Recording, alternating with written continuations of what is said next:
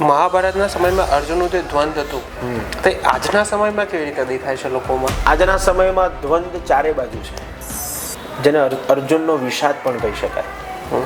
ક્યાંક સંપત્તિને પામવાનું યુદ્ધ ચાલે છે, ક્યાંક કીર્તિને પામવાનું યુદ્ધ ચાલે છે કે હું કીર્તિવાન બની જાઉં. આજકાલ રાતોરાત માણસને શોર્ટકટ અપનાવીને કરોડપતિ થઈ ગયું છે, જે અશક્ય છે. હા, એ ક્યારે શક્ય થઈ શકે કે તમે જીવનમાં અનીતિ કરો તો જ એ શક્ય બની શકે. કોકનું પડાવી લો, કોકનું લૂંટી લો, કોકની પાસે ચોરી કરી લો, તો જ તમે રાતોરાત કરોડપતિ કે લાખોપતિ થઈ શકો છો. તો આજનું એ યુદ્ધ સમાજમાં ચારે બાજુ જોવા મળે છે કે જ્યાં કોકને કીર્તિની ભૂખ છે તો કોઈ કીર્તિ માટે દોડાદોડ કરે છે, કોકને સંપત્તિની ભૂખ છે કોઈ સંપત્તિની માટે દોડાદોડ કરે છે, કોકને માન સન્માનની ભૂખ છે તો એના માટે દોડાદોડ કરે છે.